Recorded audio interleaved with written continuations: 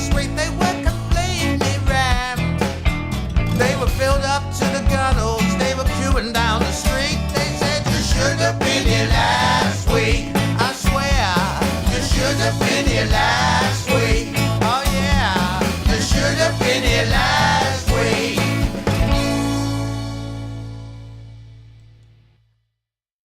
Hello and welcome to the latest episode of You Should Have Been Here Last Week, the comedy podcast presented by myself, Steve Gribben, and fellow comedian Paul Ricketts. Morning. That takes a peek behind the glittery curtains of the comedy industry and talks to the movers, the shakers and the wave makers of the comedy world. And today's star guest is a stand-up comedian, author, poet, singer, voiceover narrator of multiple television shows and the self-styled Nightmare of Balham himself, the one and only Arthur Smith. Welcome to the show, Arthur. I'm delighted to be here, obviously. It's the greatest moment of my life. I did notice, by the way, in your biography you said the reason that you're the nightmare is I don't do days. Yeah, that's right, yeah. So thanks for doing the day with us. Yeah, well, I'm not in the mayor at the moment now, so it doesn't count, yeah. So even though it's a self-appointed position, right, who's going to be your successor? How's that work out? Well, I mean, I've had a number of people compete against me, but they've all fallen, funnily enough, off the top of skyscrapers.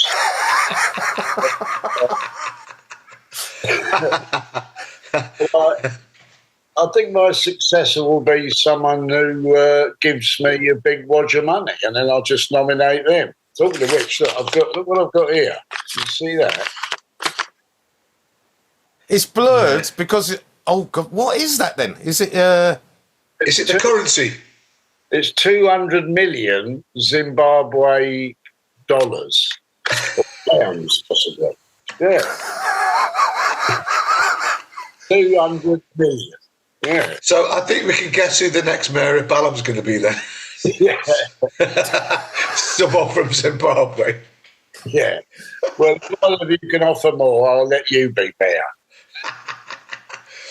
Are there any comedians that made you, that when you were growing up, that you admired, that made you want to get into comedy? I mean, who were your sort of comedy heroes when you were... Well, I would say I was a huge fan of John Dowie, who I loved the way that he kind of spoke truth and he really meant it, what he was saying. And he was kind of quite angry and clever. He just did wonderful material. And obviously, I always thought Victoria Wood was fantastic. And Alexi Sale, probably. The first time I saw Alexi, I was just bowled over by the way, he wasn't just doing old jokes about things. He was talking about what was happening at the time. And of course, in an odd way, Mrs. Thatcher was a kind of influence. Yeah, she had some good routines, didn't she? She did. Because that's when I started doing stand-up. I mean, I'd done other comedy before then, and I was in a band and whatnot. But when I started doing solo stand-up or in the double act with Phil, that was all around, 1979, 80. I think Thatcher coming to power was a great... It was a kind of inspiration for the comedy world that grew up at that time. Yes, that's about when you started, wasn't it, Steve? I was kind of... I think you were part of the first wave. I was probably part of the second wave. So you guys were doing it in 79, 80, and we didn't start until like 82, 83. So, I want to ask, what can you actually remember your first ever proper gig? As a comedian? I did an open spot at the Comedy Store, which was in Mead Street. It was the one, I don't know if it was even called the Comedy Store then, but it was the one where, Alexi Sale and whatnot played. And I got there at, 8 o'clock, but it turned out I wasn't on till like 2 a.m. And so I obviously got rather drunk And I went on, I was terribly nervous and I didn't kind of listen to the audience. I died on the arse, frankly. But then I went, I tried it again a few months later and that went better. And then I started emceeing a lot, which somehow came more easily to me than doing. I didn't really have enough material to do 20 minutes then. But if I was kind of jogging along as the MC or compere, as we used to say then, yeah, so, but I died on the arse at my first gig, essentially. A lot of people, Yeah, a lot of people do. but I came back. I thought I'd give it another try. You were doing music before that. I actually listened to the Results. No, Results. That was the name of your band, with an exclamation mark, which I think many great bands have an exclamation mark at the end, like Noi, Ultravox, and Scar. There's a lot of Scar stuff in it. Yeah, there was a bit. I remember. Yeah, we had one about a pimple. That was all Scar. I mean, they were slightly comic, some of them. Was it a foggy morning in London town, a pimple forming small and round, but that simple pimple was destined to be the biggest damn pimple the world has ever seen. Yeah, I mean, some of them were quite funny. We did one on my journey through your human body. Floating on file down a blood river, stop for a beer down in your liver on my journey through your human body. Sounds vaguely sinister, doesn't it? Yeah. I mean, when did you get into doing the double act with Phil Nice as well, Fiasco Job Well, Job? I'd already, because prior to that, I first went up to the Edinburgh Fringe in 1977. And that was when, as it was then, we were a university review group. All the comedy then, there wasn't any stand-up or anything there. And we did a sort of sketch show and we went up for about 5 years in a row. And we did a little series on the radio and everything. But then in the early 80s, when the alternative cabaret, as it was known then, started out, I started wanting to be a bit more modern, and so me and Phil formed a double act called Fiasco Job Job. I've always wanted to ask you, by the way, is there any meaning behind that name? Funny enough, that's what we changed the name of the band to. I think it must have been my idea. I just like the sound of it, because and I was always a bit of a Dadaist, so Fiasco seemed appropriate. And Job because there were two of us.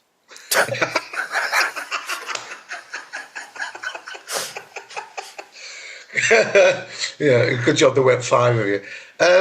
Phil and I actually did a show in Edinburgh just this last summer. We reunited for a show called Oof, which we're doing again at Soho Theatre in April, if anyone wants to come along. Yeah, what dates are they? Yeah, I should know that, shouldn't I? So the 9, 10, 11, I think. Okay. But that was a bit like us reuniting. And at first we're sort of two old men meet on a bench, but we don't really know who each other are. And then we realise we're in a double act and reminisce about that. And then Phil suddenly lets loose on me for abandoning him, blah, blah. And then we get together at the end. It's a bit like sort of Waiting for Godot meets Morecambe and Wise. And that's an interesting thing as well, because we often, obviously, when we're asking people about the circuit as was, but you've noticed that there were loads of double acts and even occasional triple acts, but I mean, that's completely disappeared now, hasn't it? Yeah, well, I suppose it's partly financial, isn't it? Because obviously you only get half the money as a double act, as in most things, obviously. And yeah, I remember triple-acts. I think I played the first ever night at the Banana Cabaret, and there was a triple act on there, one of whom was Hugh Grant. So Hugh Grant was in a triple act. Oh, my God. That would be brilliant if you could we should try and find out who that is. Do you still see yourself as an alternative comic, or did you even see yourself as an alternative comic even then? Well, I think I did back then because, and I think it sort of meant something then because it was clearly, very different from what the classic comedian was then. I mean, then they all had sort of frilly shirts and suits and did, old jokes really, and they used to sort of share them around, and there was no sense of commenting on the nature of the world or indeed, as it's become more and more now, commenting on the nature of your own mental health or whatever. So it was definitely back then an alternative to the mainstream. But I mean, I don't think I'd use it now because in the end, it sort of became the mainstream, didn't it? Yeah. So the young ones came out and slowly all those old guys sort of slipped off of the telly and whatnot. And I always remember the miners' strike, doing benefits then, doing lots of stuff for the miners' strike. I'm sure probably you did too, Steve. I did, yeah. I was on the picket line outside the Eastern Power Station in January 1985. Oh, yeah. I think you were there. I'm sure you were. It's the coldest. It's about -13. And my actual fingers froze to the fretboard of the guitar, and I had frostbite on my fingers. Oh, yeah. Yeah, and I remember though the miners, sometimes we were entertaining miners, and they were more used to the old school stuff. So it was a bit awkward, wasn't it? And I do remember sometimes you turn up to a miners' welfare club and they'd say, right, we've got to have the bingo on, or we'll have to have the raffle on, and not realising that I'll completely break up the evening, but they wouldn't budge on it, would they? Yeah, I remember even there was a stripper on at one of them. I did once spend a week in Cuba with Arthur Scargill. No, what were you doing there? Really, I did several series on Radio 4 I presented called Sentimental Journey, where I'd take people away to places that had some significance for them, like, celebrities. So, I went with Dennis Healy as well, funny enough, over to Italy, where he'd been during the war. He'd been on the landings at Italy, and anyway, I took Arthur Scargill because he had connections with the Cuban miners and whatnot, and had spent time in Cuba. So it's quite an interesting thing. What was he like? Was he okay? Well, as a person, he was one of these people who's, not unlike Thatcher herself, who's never ever wrong about anything. Yeah. He would never concede an inch, and I'm not sure. I think he may have acted slightly inappropriately towards the female producer, but let's. Oh dear. Ooh, bombshell. Yeah. He was likeable and interesting, obviously, and he had some tales to tell. I once did a gig at Miners' Benefit again with Linda Smith for him, and I didn't realise this. And we did a joint show, me and Linda, called Hello Cruel World, and one of the sketches was taking the piss out of the Pope. The Pope is a sort of cabaret nightclub entertainer, like "Hello, love," and then he'd do like a Vegas type song, and Scargill was there, and he walked out. And it turns out he was a Catholic. Oh yeah! I didn't know. And he really got the hump. And then when he walked out, the whole audience sort of like lost. Oh, it was carnage after that.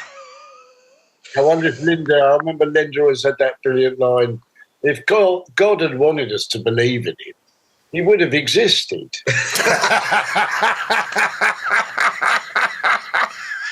Yeah, that's a brilliant line. Yeah, I always remember Linda. I thought she had the greatest line about the Middle East. She said, "See, the problem in the Middle East is somehow or other our oil has ended up under their sand."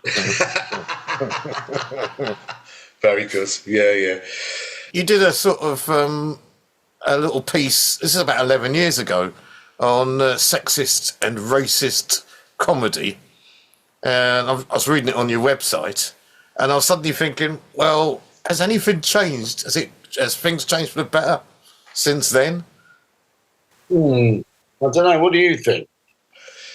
I think it's honestly, I think it's pretty much the same. I mean, you were mentioning Dapper Laughs then, and yeah, no, a lot of others. I remember, doing a gig with some guy who did sort of rape jokes I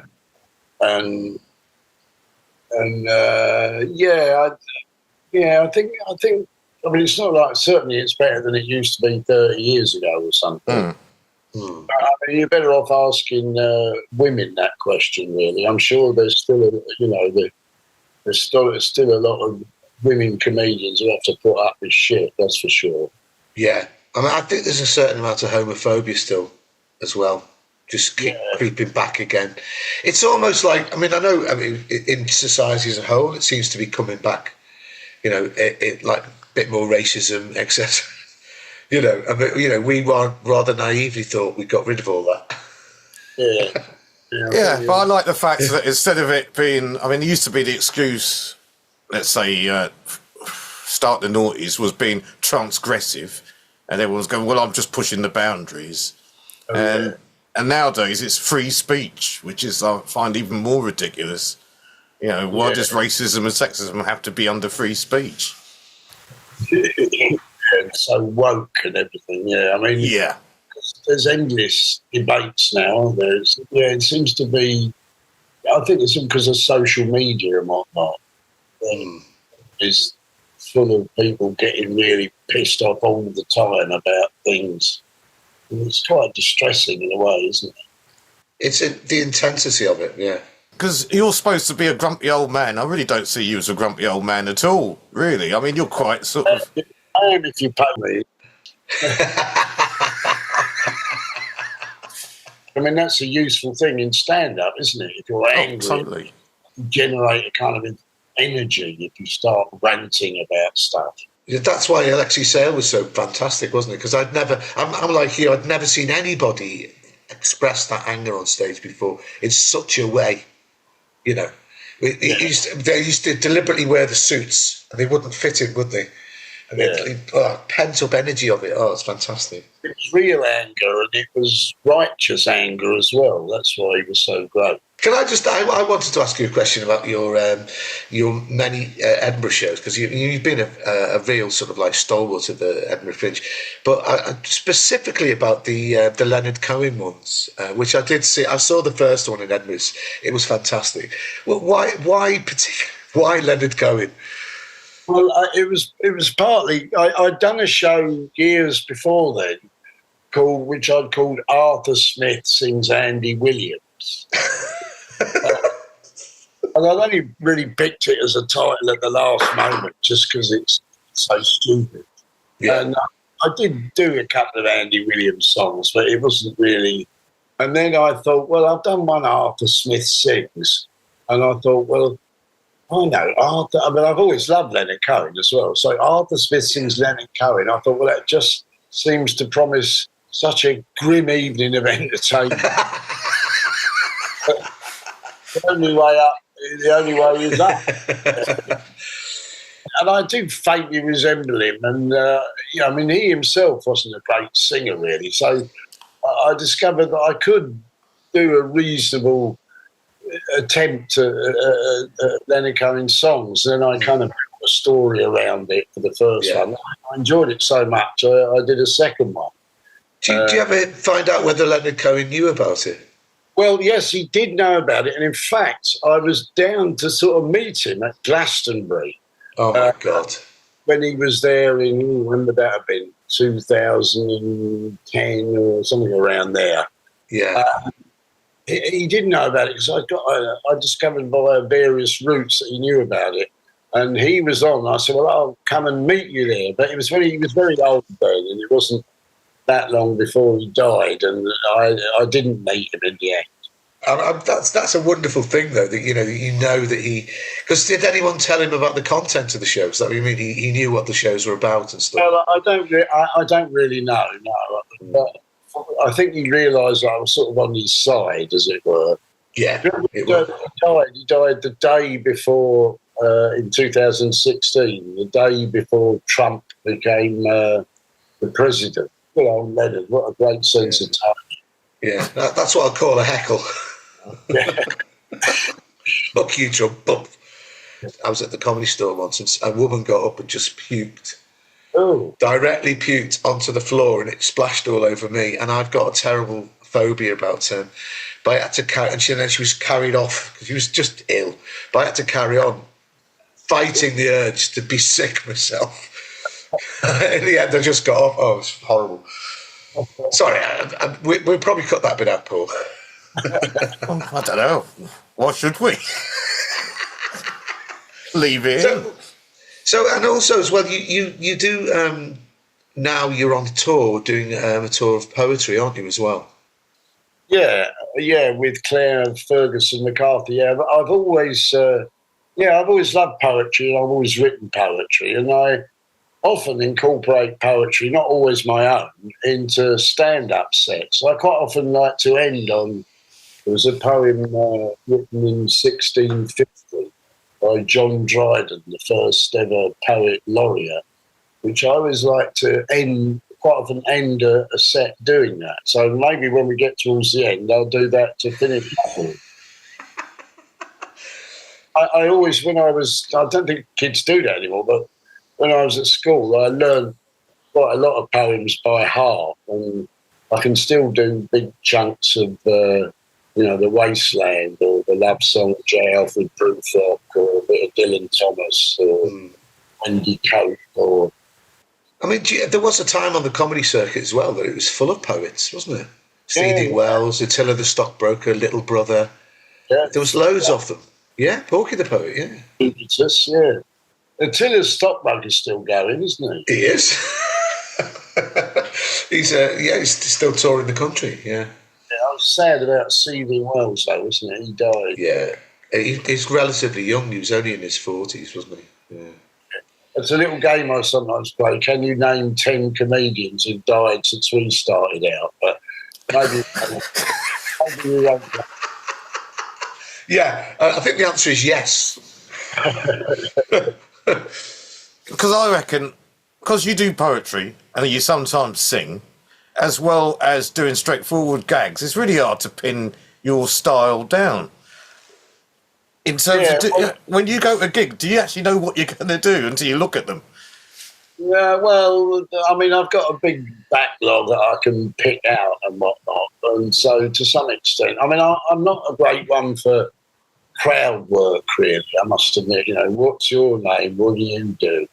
What's your name? What do you do? Which I find that a bit irritating, but everyone does it now, of course, so you can't really avoid it. I always remember Tony Allen, the great Tony Allen, who was another, one of the, he may even invented the term alternative cabaret. But he famously was in the audience with an American comedian, and he was going on the front line. He said to Tony, "So what's your name? What do you do?" And Tony Allen said, "I'm Tony Allen, I'm a comedian. What do you do?"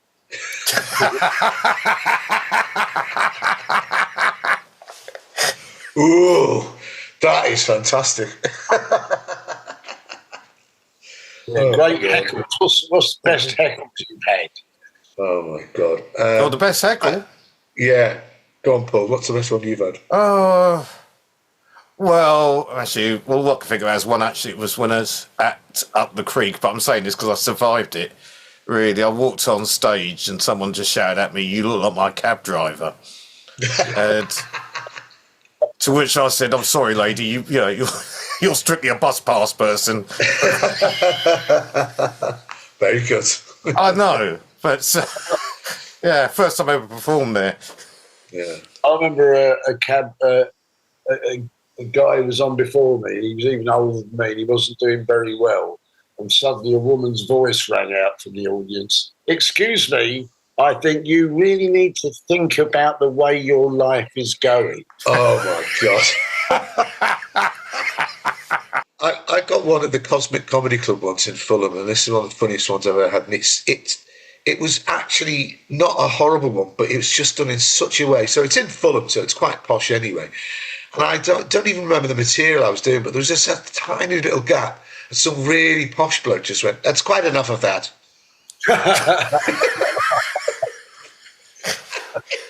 The whole audience just went, "Hey!" And I thought, yeah, it probably is quite enough of that. It's really well timed.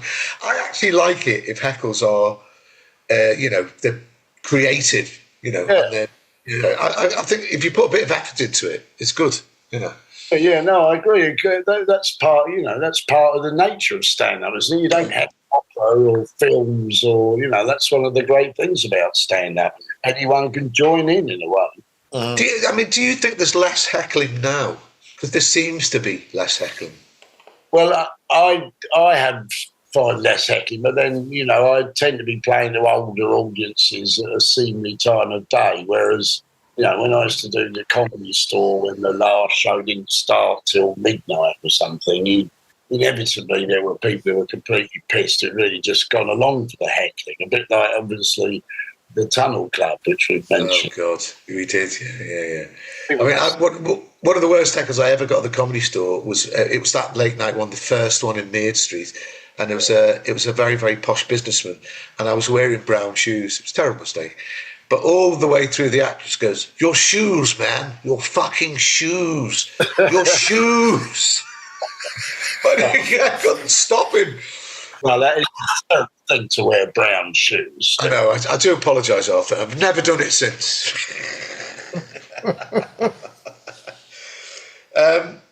So, we always ask this. This is one of the questions we ask every guest. What do you think, where do you see the comedy, the world of comedy, which way is it going, and what do you see for the future of comedy? Well, it's a much bigger world than when we started out, isn't it? There's a billion comedians now, and where's comedy going? Well, where's the world going? Who knows? Yeah, exactly. Really, I've got no fucking idea, to be honest. Well, that's an honest answer. Yeah, I'll take that as an answer. Why not? Well, it's like the Edinburgh Festival. It's not such a great place to go as it was. I think the Edinburgh Fringe, because it's so expensive and. Well, I know it's a lot of comedy these days. There's people talking about their mental health problems, so it's more individual comedy in a way, and it's more self-reflective. But perhaps it will explode again into shouting about the world. Who knows? Oh, I've got one last question then, because you're obviously one of my most favourite voiceover artists. And my particular favourite is what's the name of the show? I've got it written down here. Money for Nothing. Yes, we love that. Money for Nothing. And I just want to know, do you actually get the chance to see the shit that they're making before you do the voiceover? Because otherwise, I just imagine you're going, "Oh my God, what load of crap that is." Yeah, I do get to see it. And, I must admit, occasionally, we have a sort of bit of a joke version, me and the producers, where I do an alternative version where I go, "What the fuck is it? What, and they paid $2,000?"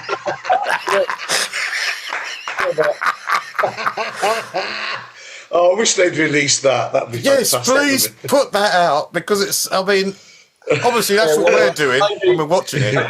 If I get fired from doing the voiceover, then I'll maybe do that. But that's fantastic. I have a sort of little suggestion of that in my voice occasionally. You do. Yeah. I've sometimes had visions of you with a sort of a bit of a sarcastic look on your face. They're brilliant, the presenters and whatnot, and I really enjoy doing it. Should I have a poem then from Arthur then? Yes. At the end. Yeah, well, it's not by me, but this is by John Dryden, and it's a little poem you can say at the end of the day, when you got through the day, you had some good moments, you didn't do anyone any harm, and it was your day. It's called Happy the Man. Happy the man, and happy he alone. He who can call today his own. He who, secure within, can say, "Tomorrow do thy worst, for I have lived today. Be fair or foul, or rain or shine, the joys I have possessed, in spite of fate of mine. Not heaven itself upon the past has power, but what has been, and I have had my hour. Or rather, my 45 minutes, I think, in this case. Hey, thank you very much, Arthur. That was brilliant. Yeah. That's a pleasure, boys. Yeah. Well, thanks very much, Arthur. That was brilliant, mate. Cheers. Thanks for coming on. Yeah. Cheers. So that was Arthur Smith. There's a couple of things I actually wanted to mention about the fact, when he showed his Zimbabwe note, I was going to ask him, one, how much is that in real money? Because it's probably about 20p. But and the other thing is, I've already made money out of Arthur because I worked on his show. Because we didn't talk about his playwriting, and he's won an Olivier for a night with Gary Lineker, an evening with Gary Lineker, and I worked on that show when it was in the Duchess Theatre. So I've already got me pound of flesh out of him. The other thing is, because I was going to tell him that I was really pissed off about it because I had an idea for a similar show. My idea was Sex with Bobby Charlton was the name of my show. I think that would have been a harder sell. I think so as well. It was a weirder story. I don't think I would have got the Olivier for that. Oh, God. It'd be very popular in Ireland. It's called Sex with Jackie Charlton. Well, that's in the end, that was part of the plot. That a man found a partner that was just as obsessed with football as him, but it turned out she was particularly fixated with Bobby Charlton, and in the end, he had to be forced to dress as Bobby Charlton in the bedroom. But eventually, she moved into the Jackie Charlton zone, and that was the end of their relationship. I think that's good. That sounds a pretty good plot to me, actually. Yeah. You should revive it. No, it's too late now. He beat me to it, didn't he? Arthur beat me to it. And also, by the way, it's not many people would know who Bobby Charlton was anymore, would they? No, they wouldn't. Yeah. Anyway, it's a very good interview. I enjoyed that immensely. Yes, it is good. And I'm glad he had no idea what's going to happen in the future, because in the end, none of us do. No. But it hasn't stopped quite a few of our guests, pontificating on where they think. It's that question is not what do you think will happen, it's what do you want to happen, because that's often what people say is what they're projecting what they want to happen, aren't they? Oh yeah, or sometimes what have you heard other people said is going to happen and want to pretend it's now your opinion, which is that's also fine. We don't care what answer you give us as long as you give us an answer. That's the end. I think the call to action, again, I'm trying to think of more interesting ways to get people to do what we want them to do.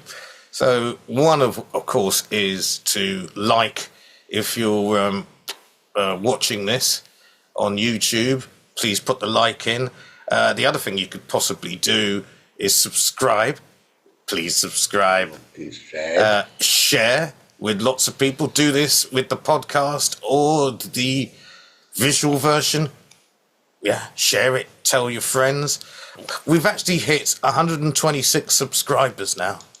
126. Come on. Yeah. So I'm hoping that we could hit what title what number do you think we should hit? What target 150. Hit? Come on. 150. Yeah, come on. Eat your heart out, Elon Musk. Yes, we're basically the future is going to be ours in terms of social media. We'll probably set up our own channels like Truth Social. Yeah. Or whatever he's called. There's loads of them, aren't there? We can interfere in the elections of a foreign country. That's one of I've always wanted to do that. Well, me too. I'm basically going to say nasty things about the New Zealand government. No particular reason. It's just, come on, you people of New Zealand, sort yourselves out. Yeah, leave us alone, mate. What have we ever done to you? I know we can't pronounce pin properly, but come on, man. Yeah, you've got too much stuff in your... Basically, I want to have New Zealand as well, let's face it. Well, it belongs... It should be rightfully yours. Yeah, yes, it should be. And I call it Old Paul Zealand, and... Bobby Charlton Zealand. Yes, that's what we'll call it. That. Like a new play, Sex with New Zealand. Oh, that'd be great. With the whole of New Zealand, which is... Yeah. It'll be a long show. Oh dear. Yes, so I second everything Paul said. Please like, subscribe, share, tell your friends, tell your mum, tell your dad, tell your dog. If you want to get in touch with Elon Musk and tell him how great we are, that would be a good idea. Oh, and comments. Of course, comments are really important. Yes. If you want to put any comments about, my God, why are you still doing this? So thank you for listening and watching, and we'll see you in a couple of weeks' time. So, as always, we say bye-bye. Bye-bye. Bye-bye. Bye-bye to you all.